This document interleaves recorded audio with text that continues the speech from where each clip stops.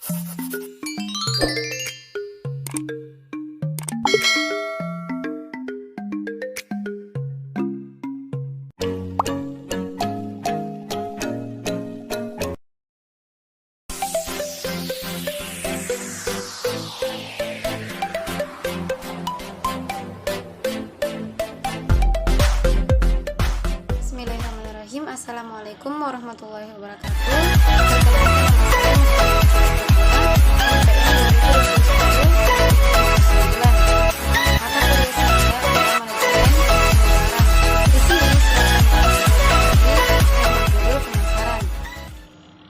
Yang ingin saya mau bahas ini, yang pertama itu namanya definisi pemasaran.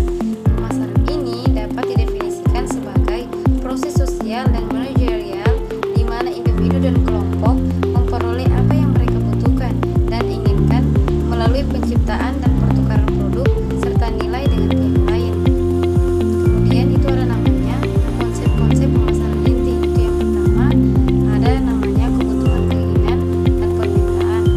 Kemudian menurun lagi ke produk dan jasa. Kemudian nilai, kepuasan, dan kualitas.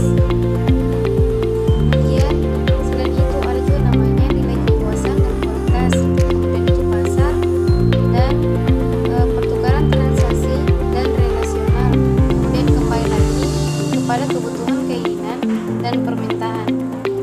Lanjut kita bahas yang pertama, kebutuhan, keinginan, dan permintaan. Itu yang pertama di sini ada namanya konsep paling dasar yang menyadari pemasaran adalah kebutuhan manusia. Kemudian yang kedua, kebutuhan adalah keadaan merasa kekurangan. Kemudian itu ketiga, keinginan adalah bentuk kebutuhan manusia yang dibentuk oleh budaya dan kepribadian individu. Kemudian orang biasanya mempunyai keinginan tak terbatas, tapi sumber daya yang terbatas. Kemudian ketika didukung oleh daya beli, keinginan berubah menjadi permintaan atau demand. Kemudian itu ada yang namanya produk dan jasa. Yang pertama ada yang namanya orang memuaskan kebutuhan dan keinginannya dengan produk dan jasa.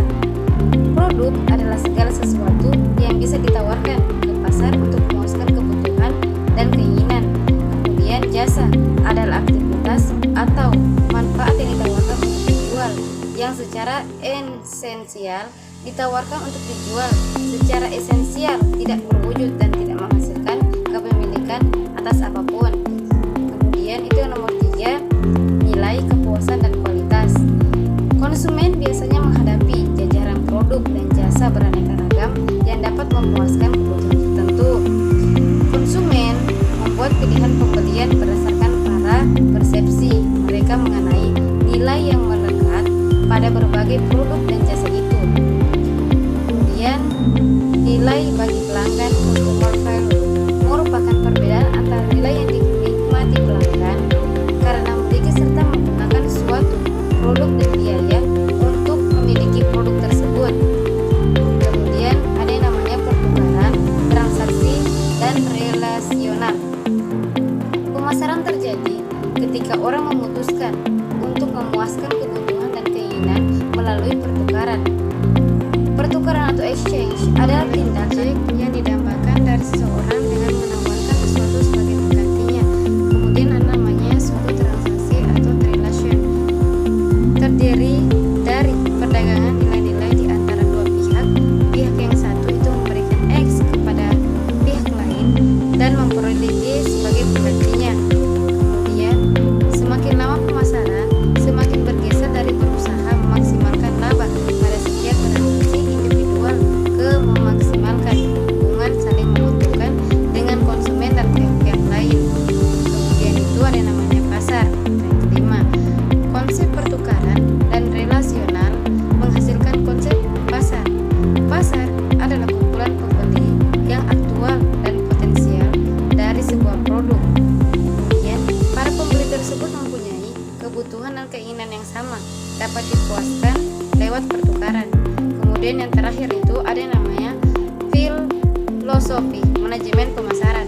Itu yang pertama ada konsep produksi, yang kedua ada yang